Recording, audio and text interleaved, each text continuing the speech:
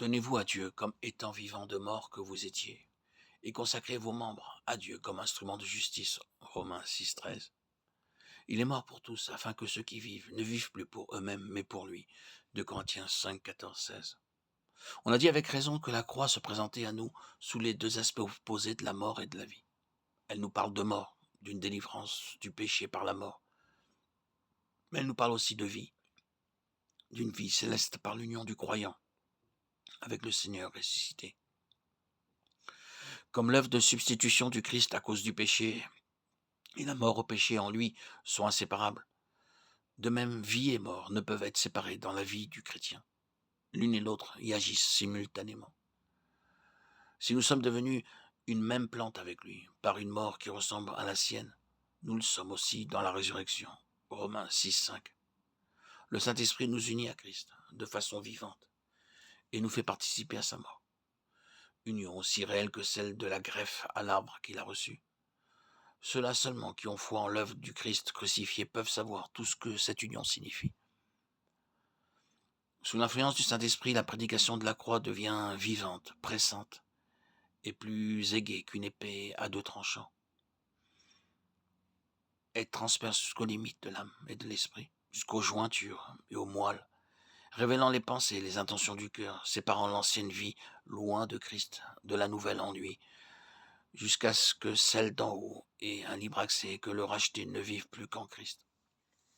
Souvenons-nous qu'il n'y a pas de vie, de résurrection possible en dehors du Christ ressuscité. Nous avons été faits une même plante avec lui, par la conformité à sa mort.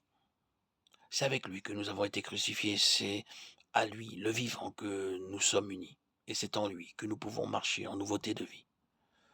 La vie de résurrection n'est pas quelque chose de passager, une expérience faite à quelque époque plus ou moins reculée et dont nous n'avons plus que le souvenir. C'est le Christ vivant, qui est la résurrection qui habite en nous, et nous communique à tout instant sa force, toute puissante, dans la mesure où nous ne l'empêcherons pas d'agir, en négligeant de remplir des conditions nécessaires à son action. La vie ne peut être copiée. L'affirmation qu'on possède la vie de résurrection ne peut créer cette vie. Et où cette vie existe, il est inutile d'affirmer sa présence. Son activité même témoigne qu'elle existe et manifeste sa puissance. Que Dieu en soit béni. Cette union, cette communion de vie avec Christ, en Christ, sont une réalité, une puissance dynamique indiscutable.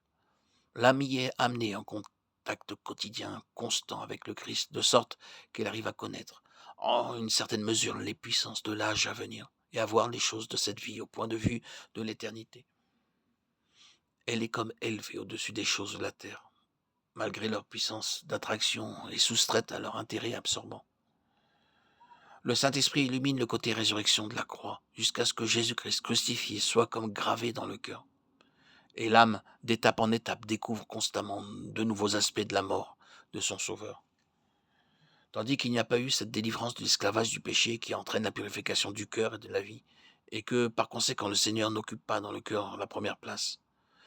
Le Saint-Esprit ne peut révéler les enseignements les plus profonds et les plus riches du calvaire. Dans la deuxième épître aux Corinthiens, l'apôtre Paul nous donne un exposé de vie de résurrection basé sur la croix, de vie divine, se levant de la mort du calvaire